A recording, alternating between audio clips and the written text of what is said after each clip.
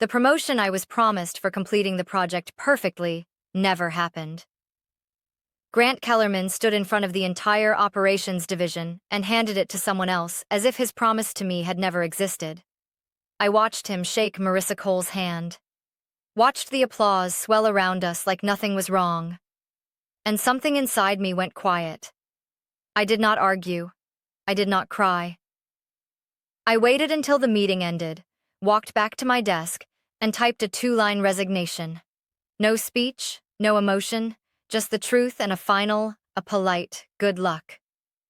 When I slid the envelope across his desk, Grant looked confused, almost irritated, like I was interrupting a thought that mattered more than I did.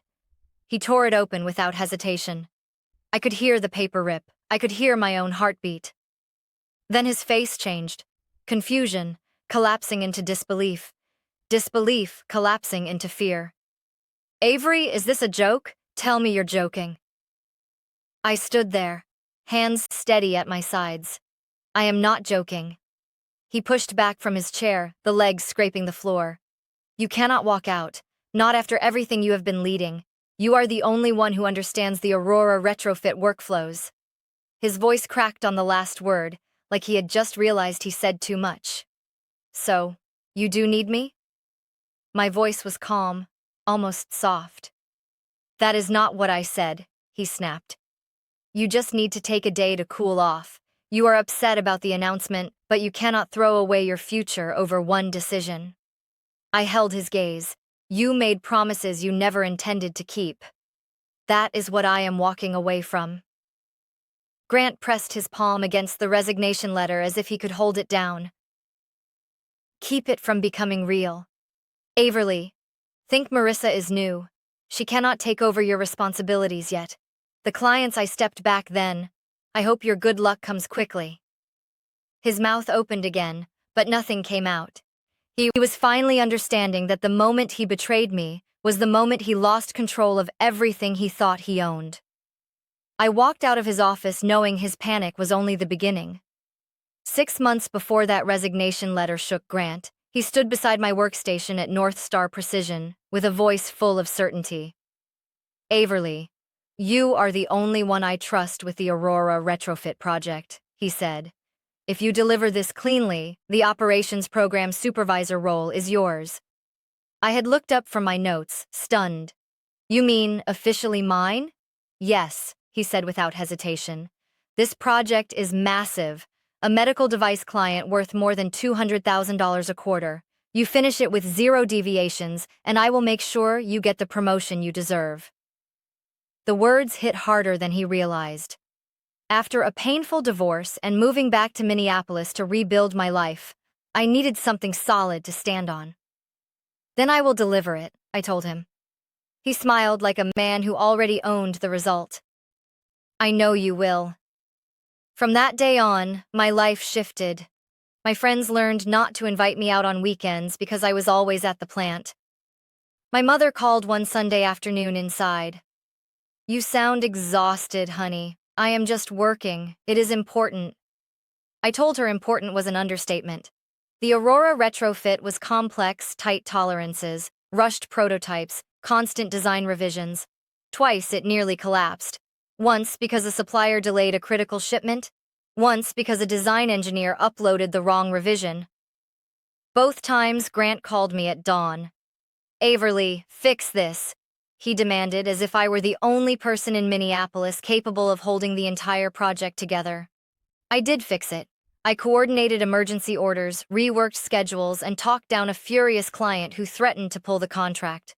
When the crisis passed, Grant walked into the production meeting and announced, "We stayed on track thanks to decisive leadership." He did not look in my direction once. Afterward, I confronted him.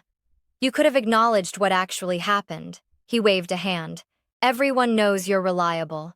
You will get your moment." And I believed him. Every hour I gave, every part I inspected, every fire I put out, I tied all of it to the future he promised me, the future I thought was waiting for me until the moment it wasn't. By the end of the 4th month, the Aurora retrofit project was flawless. Every tolerance hit. Every delivery landed early. Every audit passed. When the client's quality director called, she asked for me by name. "Averly, you saved this rollout." She said, "We have never seen a retrofit run this clean. I am sending a formal thank you letter to your leadership." I felt something warm settle in my chest. Thank you. It means more than you know. The letter arrived 2 days later. Grant opened it before I did. "Good work," he said, waving the page casually. "I will include this in our quarterly report." I reached for the letter, but he folded it and slipped it under a stack of his own documents. "Grant, I would like a copy of that." "I will forward it," he said, already turning toward his office. He did forward it, but later. When I walked past the conference room and saw him reviewing his report, I noticed my words, my process outlines, my notes, my timelines woven into paragraphs under the heading Leadership Achievements. My name appeared once buried in a footnote. I stepped inside. "You are presenting my work as your own." He did not look up. "I am presenting the department's work. Do not get hung up on formatting. It is not formatting. It is credit." He exhaled sharply. "Averly, please. The promotion conversation is coming. Everything will make sense then." I wanted to believe him. For months, co-workers had been nudging me with quiet smiles. "You are next," one machinist said. "Everyone knows it." On the morning of the division meeting, several engineers stopped by my desk. "Good luck today," one of them said. "You earned this." I smoothed the front of my blazer. "Thank you. I'm ready." I was ready. I had done everything he asked, more than he asked, more than anyone had expected of me. When I walked into that meeting, I thought I knew what was coming. I thought perfection would finally be enough. Grant stood at the front of the room with the same rehearsed confidence he used for every major announcement. "Before we begin," he said, "I want to recognize someone who will be stepping into a crucial leadership role." I straightened in my chair. "Marissa Cole," he continued, "will be our new operations program supervisor." A murmur swept through the room. Marissa, who had joined North Star Precision less than 2 months earlier, blinked as if she herself needed a second to understand what she had heard. She stood up, smoothing her blouse. "Thank you, everyone. I am excited to work closely with the Aurora systems and all the machining deliverables. I have been reading up on the retrofit metrics, and I think there is a lot of potential for synergy." Someone coughed. An engineer stared at his shoes. She did not know the terminology, the workflows, or even the right department names. Yet she kept speaking, unaware of the discomfort rolling across the room. When she finished, Grant led the applause. He looked proud of her, proud of himself. My hands stayed still. After the meeting, 2 veteran technicians approached me quietly. "Averly," one said, "that should have been you. Everyone knows." The second nodded. "We are sorry. This is wrong." I forced a smile. "Thank you for saying that." Grant intercepted me before I could leave. "Avery," he said, placing a hand briefly on my arm. "Be a team player. Help guide her." "Okay, she is still adjusting to what I asked." He lowered his voice. "Do not make this difficult. Marissa has strong support from headquarters. You understand how these things work." I stared at him. He did not flinch. He did not apologize. He acted as if nothing had been promised, nothing had been taken, nothing had been lost. Behind him, Marissa gave me a bright smile, unaware of anything except her new title. Every part of me felt the humiliation quiet, sharp, deliberate, and it settled deeper than anger ever could. I found Grant alone in his office after the meeting, shuffling papers as if burying himself in work might erase what he had just done. "Grant," I said, closing the door behind me, "we need to talk." He didn't look up. "If this is about Marissa, let it go." The company's needs shifted. I stepped closer. "You promised me that role. You tied it directly to the Aurora retrofit project." He finally lifted his head, annoyance flickering in his eyes. "I never promised a formal promotion. We discussed possibilities. That is all. That is not what you said. I reached into my bag and placed my phone on his desk. I saved every email, including the one where you wrote, "Complete Aurora with 0 deviations and the supervisor role is yours." Grant stared at the screen as I pulled up the message. His jaw tightened. I do not recall sending that. I let out a slow breath. It is your email, Grant. He pushed the phone away with 2 fingers, as if the truth physically irritated him. You are being emotional. You need to take pride in being indispensable. You have a talent for operations, and the best teams rely on people like you, people like me. My voice was steady. Yes, he said. Reliable, consistent, low ego. That is why this is so out of character for you? You are making something small into something dramatic. I worked nights and weekends for a project you said would define my future. And it did. He snapped. Your performance puts you in a strong position here. You should not jeopardize that over a misunderstanding. It is not a misunderstanding, I said quietly. You never intended to follow through. He opened his mouth, but no defense came out, only the realization that I had finally seen him clearly. For the first time in years, the last bridge between us did not feel worth crossing again. I wrote the resignation in less than a minute. 2 lines, clear, final, and free of emotion. When I printed it, the paper felt lighter than it should have, like the weight I had been carrying had slipped off without asking permission. Grant was on the phone when I stepped into his office. He held up a finger, signaling me to wait. I didn't. I placed the letter in front of him. He ended the call mid-sentence. What is this? My resignation? I said, keeping my voice even, effective immediately. Good luck, Grant. The words hit harder than any argument could have.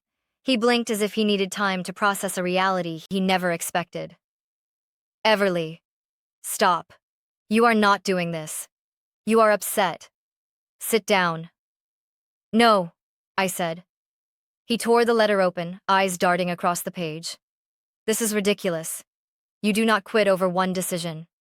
It was not one decision. I said it was every decision that led here. His denial came fast. You are overreacting. We can fix this. I can adjust responsibilities. Maybe move you into a senior coordinator role. No. He pushed back from his desk so abruptly his chair hit the cabinet behind him. You cannot walk out. You are essential to Aurora. Marissa is nowhere near ready. The clients depend on you. That sounds like your problem, not mine. Panic flashed next. Sharp and unfiltered. Averly, be reasonable. Think about your future. Think about stability. No other firm will hire someone who quits under pressure. There it was, the intimidation. The last card he thought he could play. I stepped back toward the door. I am not the one under pressure. Grant, his voice rose, anger replacing fear. If you leave, do not expect a reference from me. You are burning your own career. I think I will be fine. He stood there gripping the paper, breathing hard, as if he finally understood what he had lost. I turned and walked out without waiting for anything else. For the first time in years, my mind felt quiet, clear, free behind me. Grant's voice didn't follow. His panic stayed in the room, and I left it there. I had been gone for only 3 days when the first message reached me. It was from Marissa Averly. Do you have a second? I'm trying to interpret an engineering change order, and I think I am reading it wrong. I stared at the screen. She had been given a role she never earned, and now she was drowning in responsibilities she did not understand. I typed back, I cannot assist. You need to speak with Grant or engineering. Not even an hour later, a second message arrived, this time from a major aerospace client. Averly, we have noticed several delays and conflicting updates. Can you clarify what is happening on Northstar's end? I read the message twice before replying. I am no longer with Northstar Precision. You will need to contact their current operations supervisor. A pause. Then the client wrote, that explains a lot. By that afternoon, my LinkedIn inbox began filling with quiet, almost fearful notes. a machinist. Things are going sideways. Nobody knows who is responsible for what anymore.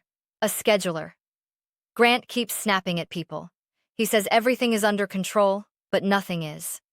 A quality engineer. Marissa asked me what a deviation report is. I thought she was joking.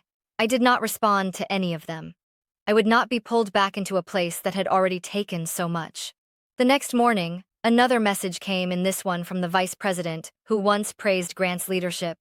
Averly, I need to verify something. Were you the primary lead on Aurora? I typed back carefully. Yes, I managed all workflows and client communication for its entire duration, she replied. Thank you. That aligns with what we are uncovering. Uncovering. The word lingered. A day later, someone from North Star called but hung up before the voicemail started. Another crack in the facade. Grant was still trying to make the lie hold, but the weight of everything he built on my back was beginning to break loose. Piece by piece. The call came on a Wednesday morning, 2 weeks after I left North Star Precision. I didn't recognize the number, but I answered anyway. Is this Averly Rhodes? A calm voice asked. Yes, it is. My name is Daniel Sorin, director at Summit Craft Machining.